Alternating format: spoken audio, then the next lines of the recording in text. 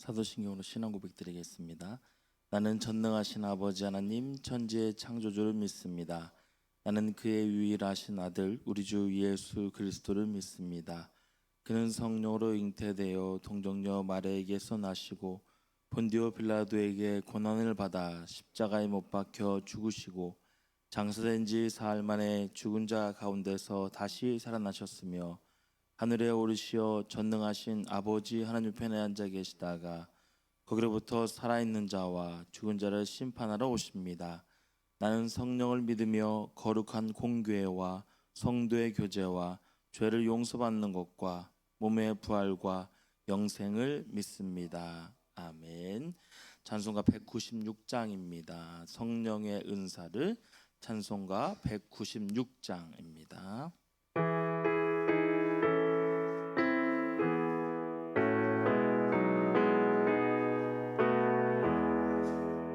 성령의 은사를 나에게 채우사 주님의 사랑 본받아 나 살게 하소서. 성령의 은사를 나에게 채우사 정결한 마음 가지고 나사 행케 하소서. 성령의 은사를 나에게 채우사 더러운 세상 탐욕을 다 태워주소서. 성령의 은사를 나에게 채우사 영원한 주님 나라에 나 살게 하소서. 아멘. 하나님의 말씀 스가랴 4장 1절에서 14절 말씀입니다.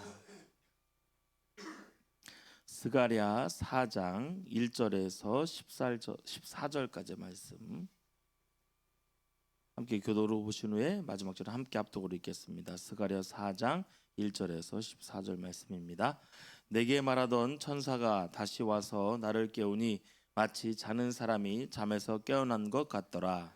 그가 내게 묻되 내가 무엇을 보느냐? 내가 대답하되 내가 보니 순금 등잔대가 있는데 그 위에는 기름 그릇이 있고 또 기름 그릇 위에 7 등잔이 있으며 그 기름 그릇 위에 있는 등잔을 위해서 7 관이 있고 그 등잔대 곁에 두 감람나무가 있는데 하나는 그 기름 그릇 오른쪽에 있고 하나는 그 왼쪽에 있나이다 하고 내게 말하는 천사에게 물어 이르되 내 주여 이것들이 무엇이니까 하니 내게 말하는 천사가 대답하여 이르되 내가 이것들이 무엇인지 알지 못하느냐 하므로 내가 대답하되 내 주여 내가 알지 못하나이다 하니 그가 내게 대답하여 이르되 여호와께서 스룹바벨에게 하신 말씀이 이러하니라. 만군의 여호와께서 말씀하시되 이는 힘으로 되지 아니하며 능력으로 되지 아니하고 오직 나의 영으로 되느니라.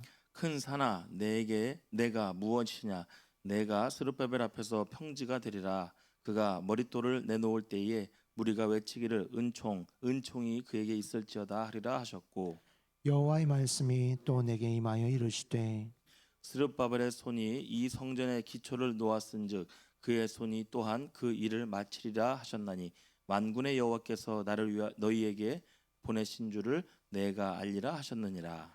작은 일의 날이라고 멸시하는 자가 누구냐?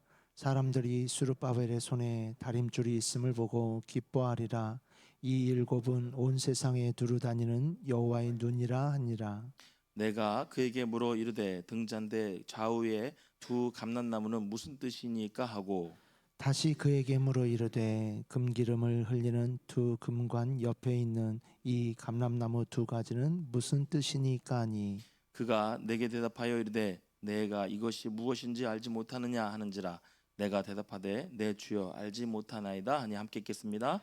이르되 이는 기름 부음 받은 자 둘이니 온 세상의 주 앞에 서 있는 자니라 하더라. 아멘. 아멘. 기도하겠습니다. 좋으신 아버지 하나님, 은혜를 감사합니다. 지난 간밤에도 저희들을 주의 품 안에서 편히 쉬게 해주시고 또 이 새벽에도 저희들을 주 앞에 불러주심을 감사합니다. 오늘도 저희들에게 새날 주시고 또 생명 주시고 건강 주셨는데 이 한 날도 주님과 더불어 동행하게 하시고 주를 기쁘시게 하는 한 날 되게 하여 주옵소서. 이 새벽에도 주님을 사모합니다. 말씀과 기도 가운데 저희들을 만나 주시며 주의 성령으로 충만케 하여 주옵소서. 기도의 영을 부어 주시고 마땅히 간구할 것들로 기도할 수 있게 하여 주옵소서. 주님께 감사의 예물과 또 일천번째 예물을 드립니다. 믿음으로 또 순종으로 감사함으로 드리는 예물을 주님께서 기뻐 받으시고 약속하신 하늘의 복과 땅의 복으로 충만하게 채워 주옵소서. 주의 은혜로 종의 가정들을 형통케 해주시며 그 자녀들을 축복하여 주옵소서. 예수님의 이름으로 축복하며 기도하옵나이다. 아멘. 이 새벽에도 주의 은혜와 축복이 함께 하시기를 축원합니다. 이제 오늘 본문에는 이제 다섯 번째 이제 환상 이야기가 나옵니다.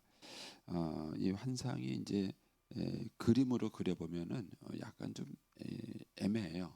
그래서 여러분들이 다른 성경, 쉬운 성경하고 이렇게 비교해서 보면 쉽습니다. 이 스가랴가 본 것은 이제 등잔 때예요. 그 성전 안에 들어가면은 그 진설병, 떡상이 있고 이제 왼쪽에 금촛대가 있고 가운데 분향단이 있습니다. 근데 요 금촛대가 이제 7개로 나눠진 촛대인데 이 촛대를 본 거예요. 근데 이제 특이한 게 촛대 위에 그릇이 있습니다. 큰 그릇이 있어가지고 그 그릇에서 이 그 촛대에 관이 연결돼서 기름이 공급됩니다. 초가 계속 타려면은 기름이 있어야 되겠죠. 이제 그 기름이 이렇게 형성이 된 거고, 그 다음에 요 큰 그릇 옆에 감람나무 2개가 있어서 또 이 감람나무에서 이 그릇으로 관이 연결돼 가지고 이렇게 기름이 공급되는 형상입니다. 상상이 되세요? 예. 그러니까 촛대가 있고 촛대 위에 큰 그릇이 있고 그릇 옆에 감람나무가 있습니다. 그래서 감람나무에서 큰 그릇으로 관이 들어가고 그릇에서 이 촛대로 이렇게 관이 내려가는 것입니다. 이 감람나무가 이제 올리브 기름이죠. 이 올리브 기름에서 이제 이스라엘 당시에서는 그 뭐죠, 등대를 쓰는 그 기름으로 이렇게 썼던 것입니다. 그래서 이 감람나무가 기름의 원료니까 여기서부터 계속 이제 기름이 공급돼 가지고 이렇게 이제 촛불이 계속 타는 이제 그런 이제 형상의 모습을 본 것입니다. 그게 이제 1절, 2절, 3절의 내용입니다. 그런 다음에 이제 4절에 가서 이제 이 스가랴가 천사에게 물어보는 거예요. 대체 이게 무슨 뜻입니까? 하고 이제 자기가 환상을 봤지만 이제 무슨 의미인지를 모르니까 이 무슨 뜻입니까? 이렇게 말을 합니다. 그러니까 이제 6절에 가서 그것을 말하는데 이 환상은 스룹바벨에게 주신 환상이다라고 얘기를 합니다. 거기 6절에 그가 내게 대답하여 이르되 여호와께서 스룹바벨에게 하신 말씀이 이러하니라 그랬습니다. 갑자기 이제 스룹바벨이 탁 등장하니까 이제 헷갈리십니다. 여러분들이 헷갈리는데 이거를 이해하려니까 이제 이게 선지서의 특징이 있는 거예요. 어떤 시대적 배경이 있다 그랬죠. 그래서 지금 이스라엘 백성들이 예루살렘에 돌아와서 그 성전을 건축하는데 이 성전을 건축하는 행정적인 책임자가 스룹바벨이에요. 그리고 영적인 책임자가 우리가 어제 봤던 여호수아인 것입니다. 제사장 그룹에서. 그래서 이제 영적으로 이스라엘 백성들을 끌었다는 사람이 여호수아라면 이제 이것을 실제적으로 이제 행정을 가지고 이제 그 일을 추진해내는 사람이 이 스룹바벨입니다. 그런데 이제 이 스룹바벨에게 주신 말씀이 이 5번째 환상인 거예요. 근데 이게 무슨 의미인가? 거기 이렇게 말합니다. 만군의 여호와께서 말씀하시되 이는 힘으로 되지 아니하며 능력으로 되지 아니하며 오직 나의 영으로 되느니라. 이 구절은 많이 아시죠? 우리 부흥사 목사님들이 하도 많이 써먹은 구절이라서 이 구절은 많이 아시는데 이제 앞뒤 문맥을 자르고 요것만 이제 계속 들어서 이제 약간 혼란이 있긴 합니다. 근데 이제 결국은 이것은 감람나무로부터 끊임없이 기름이 공급되는 거예요. 그러니까 이 등잔이 계속 타는 것이죠. 저도 어렸을 때 그 등잔 그 호롱불이라 그러나요? 그 등잔을 어렸을 때 켰던 기억이 있습니다. 그래서 이제 불이 처음에 환했다가 그 검은이라 그러나요? 그 심지가 많이 검해져도 불이 약해지고, 그 다음에 기름이 적어져도 불이 약해지죠. 그러니까 이제 이런 것들은 기름이 다 떨어지면은 이제 불이 꺼질 수밖에 없는 것이죠. 그런데 여기에 끊임없이 기름이 공급돼서 계속 기름이 타게 된다는 것이죠. 그러니까 요 환상이 뭐냐? 하나님의 은혜로 사는 거다는 걸 얘기해 주는 겁니다. 그래서 6절 말씀 다시 보면 마지막에 이는 힘으로 되지 아니하며 능력으로 되지 아니하고 오직 나의 영으로 되느니라. 그래서 이제 우리 부흥사 목사님들이 막 성령의 은혜만 막 강조했는데 맞긴 맞는데 약간 좀 그렇습니다. 좀 이제 신학적인 설명을 드리면 그겁니다. 인생은 내 노력으로 되는가 하나님의 은혜로 되는가, 어떤 게 맞으세요? 더 쉽게 얘기하면 자식을 키우는데 내 노력으로 키울까요? 하나님의 은혜로 키울까요? 네? 내 노력은 필요 없어요. 내 노력은 자식을 키우는데 내 노력은 필요 없어요. 하나님의 은혜만 있으면 돼요. 자, 그러면 이제 또 이런 질문입니다. 내 노력은 몇 %고 하나님의 은혜는 몇 %예요? 어떻게 생각하세요? 여기서 굉장히 중요한 개념이 나옵니다. 세상 사람들은 하나님의 은혜라는 개념이 없습니다. 제가 지금 이제 우리 한국 사회에 특히 우리 한국 크리스찬들의 걱정되는 게 그거예요. 우리 한국 사회는 지금 점점점 구조적으로 뭐가 문제가 되느냐 하면은요, 예전에는 본인만 열심히 노력하면 성공할 수 있었어요. 지금은 부모 잘 못 만나면은 성공 못 합니다. 서울대학 가려면은요, 유치원부터 잘 다녀야 돼요. 그리고 강남 특구로 가야 됩니다. 통계적으로 나왔어요. 서울대 학생의 50%는 강남 특구에서 나왔어요. 지방에서 나오지 않습니다. 그리고 지방에서 나오고 나머지 50% 중에서 지방에서 나오는 애들 중에서도 특목고 애들만 거기 들어가요. 일반고 애들은 못 들어갑니다. 그러니까 오죽하면은 부여고등학교에서 서울대학 입학했다 이 프랭카드가 붙겠어요. 그만큼 어려운 거예요. 그래서 우리 사회가 지금 금수저 은수저전 얘기가 나온 이유가 뭐냐면은 그렇게 어렸을 때부터 그렇게 조정해서 되지 않으면은 서울대학 갈 수 없다. 이게 지금 인식화됐고요. 이것이 사회 구조적인 문제가 돼서 많은 이제 어려움을 우리 사회에 낳고 있습니다. 이제 이 문제를 해결하는 사람은 정치인들이 해결할 겁니다. 그걸 할 거라고 생각하고, 저는 이제 목사니까 무슨 질문을 드리고 싶으냐면은 이런 사회 속에 우리 크리스찬들이 살아가요. 이 사회 속에 크리스찬들이 살아가는데 크리스찬도 똑같은 사고방식을 갖고 있어요. 금수저 아니면 안 된다. 근데 문제는 그게 성경적이냐는 거예요. 그게 신앙적입니까? 그런 거예요. 오늘 이 스룹바벨이 성전을 건축하다가 어려움을 당해서 성전 건축이 중단됐어요. 근데 이들이 생각이 이거예요. 금수저가 안 돼서 안 된다. 돈 없어서 안 된다. 이렇게 말을 하는. 그 세상은 그렇게 말할지 모르고 우리 사회 구조는 그럴지 모르겠어요. 그러나 주님께서는 뭐냐면 인생은 힘과 능력, 인간의 노력만 갖고 되는 것이 아니라 인생은 하나님의 은혜로 되는 것이다. 그리고 이것의 하이라이트를 보여주는 것이 다윗과 골리앗의 싸움. 다윗이 골리앗을 힘으로 이겼습니까? 은혜로 이겼습니까? 그럼 어떤 거라고 생각하세요? 그러면 우리 크리스찬 부모는 애를 키우면서 그래 이놈아 미안하다, 아빠가 흙수저가 돼가지고 너 공부도 못 시키고 미안하다 이러고 자식 키울 거예요? 그러면은 달러돈이라도 빚을 내가지고 빚을 내서 내 아들을 흙수저에서 금수저로 만들기 위해서 막 그렇게 해서 공부시킬 거예요? 어떤 게 맞습니까? 그러니까 크리스찬들이 이 세대를 살아가면서 잃어버린 질문이 이거예요. 인생은 노력만 갖고 되느냐 아니면 하나님의 은혜로 되느냐, 이거예요. 그리고 하나님의 은혜가 필요하다면 하나님의 은혜는 몇 %예요? 90%? 50%? 어느 쪽이라고 생각하세요? 근데 사실 이 문제는 기독교 역사에서 오랫동안 신학적 논쟁이었어요. 그래서 장로교에서는 예정론을 말하고 전적인 하나님의 은혜를 말합니다. 그래서 은혜가 몇 퍼센트냐? 장로교에서는 100%다 이렇게 말해요. 근데 기독교 역사에서 그렇게 지내다 보니까는요, 인간의 책임이 강조되지 않았고요. 그래서 기독교가 타락하는 현상이 빚어졌어요. 그래서 이 신학에 문제가 있다라고 이제 문제 제기가 됐고요. 그래서 이것에 대해서 새롭게 제기한 것이 우리 성결교단의 웨슬레 신학이에요. 그 웨슬레는 은혜가 몇 퍼센트라고 말했을까요? 요한 웨슬레 목사님은 은혜가 100%다 그랬어요. 그 인간의 책임은 뭐냐? 인간의 책임도 100%다. 이렇게 얘기했어요.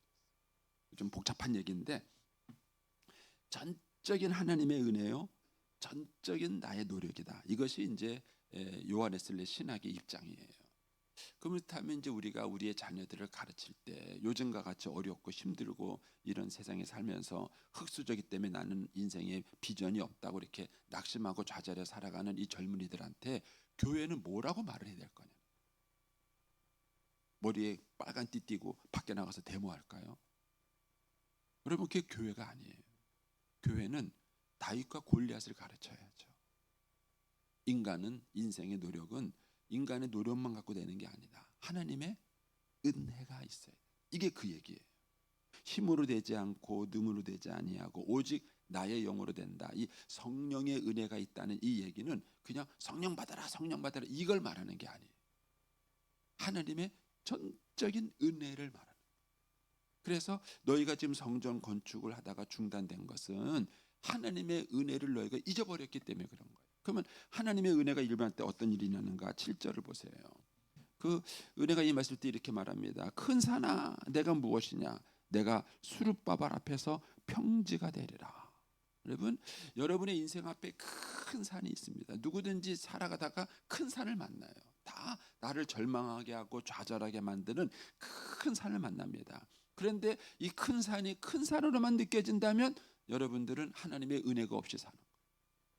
내 힘으로, 내 능력으로 이걸로만 사는 거예요. 그런데 이 큰 산이 어느 날 평지가 돼요. 아무것도 아닌 거예요. 그게 은혜예요. 그러니까 다윗은 이것을 알았기 때문에 골리앗 앞에 가서 그랬어요. 너는 칼과 창과 단창으로 오느냐? 너는 네가 큰 산이라고 떠드느냐? 웃기지 마. 나는 하나님의 은혜로 나가는 거야. 너는 내 앞에 아무것도 아니야. 평지야. 이렇게 말을 한 거예요. 그래서 그 엄청난 큰 산이 평지가 되어버린 겁니다. 만일 지금 여러분들이 오늘 인생을 사시면서 여러분 앞에 그것이 물질 문제이든 사람의 문제이든 신분의 문제이든 뭐든지 간에 여러분 앞에 큰 산이 놓였고 큰 산 때문에 내가 아무것도 못하고 있다고 절망하며 느낀다면 여러분은 신자가 아니에요. 신앙인이 아니에요.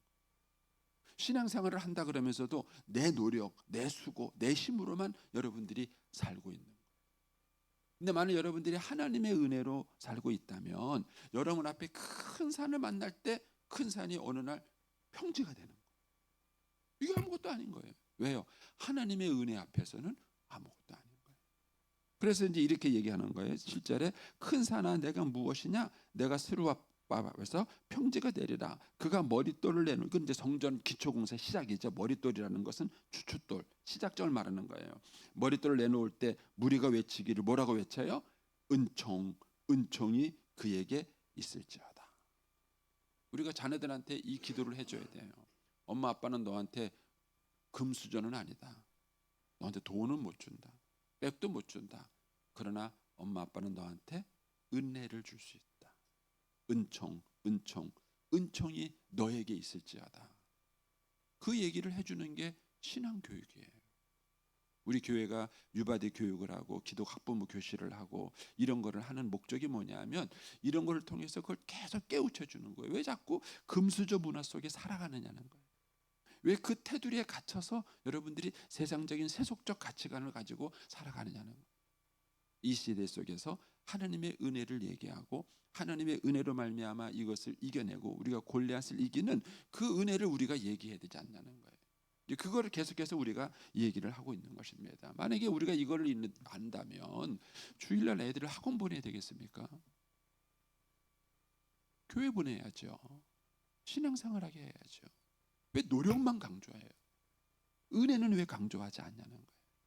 그러니까는 노력과 은혜의 이 균형, 이것을 여러분들이 잘 정리할 때 신앙은 건강한 거예요. 전적인 하나님의 은혜요, 전적인 인간의 노력이다. 이것이 이제 웨슬레가 얘기한 것입니다. 자, 그래서 8절에 가시면 여호와의 말씀이 또 임하여 이르시되 9절에 스룹바벨의 손이 이 성전의 기초를 놓았은즉 그의 손이 또한 그 일을 마치게 하리라. 직역이라서 재미가 없어요. 우리말 성경에 보면은 여기 조금 이렇게 번역을 했어요. 스룹바벨의 손이 이 성전의 기초를 놓았다. 또 그의 손이 이 성전을 완성할 것이다. 훨씬 피부에 와닿죠? 내용이. 예. 이렇게 번역하면 좋을 것 같아요. 예. 스룹바벨의 성전의 기초를 놓았다가 지금 이들이 주저앉은 거예요. 예. 왜냐하면 환경이 너무 어려우니까 주저앉은 거예요. 그런데 하나님이 책망하시는 거예요. 왜 너의 노력으로만 살려고 하느냐? 인간의 힘으로만 살려고 하느냐? 이 성전은 너희들의 힘으로 짓는 것이 아니라 하나님의 은혜로 짓는 것이다. 그래서 이것을 미우시다는 거예요. 근데 이 부분에 대해서 이제 웨슬리 신학이 왜 중요한가 하면요. 옛날 우리 목사님들이 이걸 막 강조하면서 믿음으로 성전을 졌어요. 문제가 생겼어요. 예, 그 이랜드 그 아시죠? 이랜드 회사에서 언더우드 건설회사라는 건설회사를 졌어요. 그래서 이제 이랜드에서 언더우드 건설회사를 지을 때 꿈이 뭐였냐면은 주일날 예배드리는 건설회사, 이게 꿈이었어요. 근데 건설회사가 그러기가 어려워요. 왜냐하면은 비가 오면은 일을 못해요. 건설회사는 비가 안 오면 일을 해야 되네요. 그런데 건설 공기가 있잖아요. 이게 뭐 한 달 안에 끝나야 된다, 2달 안에 끝나야 된다 그러는데 이게 계속 비가 오다가 막판에 비가 안 와요. 그럼 공기는 맞춰야 돼요. 그러니까 어떻게 해요? 휴일날도 일해야 되는 거예요. 이게 건설회사가 갖고 있는 어려움이에요. 그러니까 이제 건설회사가 이제 주일 성수하기가 쉽지 않죠. 그래서 이제 주일 성수하는 건설회사를 해보자. 그래서 시작한 게 언더우드 건설회사인데 이 이랜드 사장이 이거 하다가요 결심한 게 있어요. 뭐냐면 교회는 다시 안 짓는다. 왜냐면은요 예배당 짓는다고 시작한대요. 그러면 이제 시작을 계약서를 다 쓰고 시작하고 한참 공사 짓다 뭐라 그러냐면 교회에서 돈 없다 그런다. 네, 돈 없다는데. 그러면은 어떻게 시작을 했냐면 믿음으로 시작했다는 거예요. 하나님이 다 주실 거라고 이렇게 말한대요 목사님이. 그러면서 뭐라 그러면 장로가 돼가지고 그럼 이렇게 말한대요. 그런데 벌써 장로잖아요. 그래가지고 일단은 자기네 돈 투입해서 이제 공사를 마무리 짓는데요. 그러면 돈 주느냐? 띄어먹는데요. 교회가 예배당 짓는다고 그러고요. 한두 번 띠낀 게 아니래요. 그래서 그분이 결심을 했대. 다시는 예배당은 안 짓는다. 여러분 이게 은혜와 노력에 대한 혼돈이에요. 그래서 웨슬레 목사님이 전적인 하나님의 은혜요, 전적인 인간의 책임이다라고 이 얘기를 한 게 제가 이제 말은 간단하게 했지만 이거 이해하시려면은 한 학기 공부하셔야 돼요. 그런데 어쨌든 이제 웨슬리 목사님이 이렇게 말한 이유가 그건 거예요. 옛날 우리 목사님들은 그냥 성령의 은혜, 믿음 이러다가 도대체 믿음이 뭐예요? 책임을 지지 않는 게 믿음이냐는 거예요. 책임을 지지 않는 게 믿음. 그래서 우리가 이 둘 사이의 균형을 잘 잡으셔야 됩니다. 우리가 인생을 살아가는 거는 내 힘으로 사는 게 아니에요. 하나님의 은혜로 사는 겁니다. 그래서 큰 산을 만났을 때 그걸 우리가 평지로 할 수 있는 건 은혜만 가능한 거예요. 그런데 거기에만 머무르는 게 아니라 스룹바벨은 실제로 성전 건축을 위해서 일을 했습니다. 느헤미야서를 읽어보면은요, 그들이 낮에는 한 손에는 창, 한 손에는 도구를 잡고 일을 합니다. 그래서 일과 은혜를 병행하는 것입니다. 이거는 이제 여러분들 묵상을 해요. 어쨌든 중요한 건 뭐냐? 우리가 하나님의 은혜로 이것을 이겨낼 수 있다는 거죠. 이거를 우리가 우리 자신뿐만 아니라 우리 아이들한테도 가르쳐야 돼요. 우리 아이들은 세상에 나가서 금수저, 흙수저 얘기를 듣고 와요. 그리고 상처받고 와요. 낙심하고 있습니다. 그 아이들한테 무슨 얘기를 할까는요? 거기에 대해서 우리 부모가 똑같이 흙수저, 금수저 얘기하면 믿음의 부모가 아니에요. 우리가 그 아이들에게 하나님의 은혜를 가르쳐요. 하나님의 은혜가 너희의 큰 산을 평지로 만들 것이다. 이 은혜를 가르치는 것입니다. 자, 그리고 난 다음에 11절에 가시면 이렇게 말합니다. 내가 그에게 물어 이르되 등잔대 좌우와 두 감람나무는 또 무슨 뜻입니까? 이렇게 이제 물어보니까 12절에 무슨 뜻입니까? 이렇게 물어보니까 이제 거기에 14절이죠. 거기 이제 생략하고 넘어가서 14절에 이르되 이는 기름 부음 받은 자 둘이다 이렇게 말해요. 누구다라고 말해주면 좋은데 기름 부음 받은 자 둘이다. 이게 또 헷갈려요. 그래서 이제 학자들마다 여러 가지 뭐 논란이가 있는데 이제 가장 이제 큰 이제 대세는 뭐냐하면은 이 두 감람나무가 이스라엘의 두 지도자, 하나는 여호수아 제사장 대제사장 여호수아고 하나는 수르바벨이다. 이렇게 이제 요 두 감람나무로 기름 부음 받은 자를 해석하는 것이 이제 가장 전통적인 해석 방법입니다. 저도 뭐 이제 일단은 그 해석 방법을 저도 따라가는데요. 여기서 우리가 이제 깊이 생각해 보는 게 그거예요. 이 두 감람나무로부터 기름이 공급돼 가지고 이 등잔불이 계속 켜지는 것입니다. 그런데 이 두 감람나무를 이제 여호수아와 스룹바벨로 우리가 이해를 한다면 하나님께서는 교회에 우리의 그 교회에 그리고 우리의 삶 속에 어떻게 능력을 공급해 주는가? 지도자를 통해서 공급해 줘. 지도자를 통해서. 그래서 교회의 지도자가 중요한 것입니다. 여러분들이 목회자를 위해서 기도하고 해야 되는 이유는 뭐냐? 목사가 뭐 이렇게 대단한 인물이라서 그런 게 아니에요. 그 사람은 별복을 안 해요. 근데 문제는 그 사람이 맡고 있는 일 때문에 그런 거예요. 그 사람이 맡고 있는 일과 그 직책의 중요성 때문에 우리가 그렇게 하는 것이지 그 사람 때문에 그런 것은 아니에요. 그래서 하나님께서는 지도자를 통해서 교회를 세우십니다. 가정도 마찬가지. 엄마 아빠가 중요해요. 엄마 아빠를 통해서 가정에 끊임없이 힘이 공급되는 것입니다. 그래서 여기서 우리가 배우는 원리가 있어요. 우리는 기름을 공급받아야 사는 존재라는 것을 잊으시면 안 돼요. 피조물입니다. 우리는 스스로 있는 자가 아니에요. 그래서 우리는 누군가에게 힘을 공급받고 내가 받은 힘을 가지고 또 누군가를 도울 수 있는 것입니다. 그런데 우리가 삶을 살아가다 지치는 이유는 뭐냐면 끊임없이 자기가 에너지를 낼 수 있는 줄 알고 자식들한테도 끊임없이 쏟아내기만 해요. 쏟아내기만 하다 보니까 언젠가는 이제 바닥을 긁게 되고 탈진하게 됩니다. 여러분 부모도 사랑을 받아야 돼요. 사랑을 줄 때가 있고 사랑을 받을 때가 있는 것입니다. 그래서 이 구조를 잊으시면 안 됩니다. 우리가 은혜도 받아야 되고 또 받은 바 은혜를 나누는 것입니다. 목회자도 마찬가지. 목회자도 이것을 잃어버리면 탈진 형태가 옵니다. 끊임없이 쏟아내기만 하면은 그런 거예요. 그래서 안식일 개념이 나오는 이유가 그런 거예요. 요새 뭐 안식년이니 뭐 목회자 안식년이니 이런 얘기가 나오는 이유가 그런 거예요. 우리가 공급을 받고 또 공급을 쏟아내고 이 구조를 가져야지 끊임없이 일방적으로 쏟아만 내 가지고는 건강한 사역을 할 수는 없다 하는 것입니다. 그것을 이제 이 환상이 보여주고 있습니다. 저와 여러분이 오늘을 살아갈 때도 우리는 하나님의 은혜가 필요한 존재라는 것 잊지 마시고 또 우리의 삶 속에는 노력도 필요하고 은혜도 필요합니다. 이것이 꼭 같이 균형을 이룰 때 우리의 신앙이 건강해지는 겁니다. 오늘 한 날도 저와 여러분이 주님의 은혜로 승리하는 날이 되시기를 축복합니다.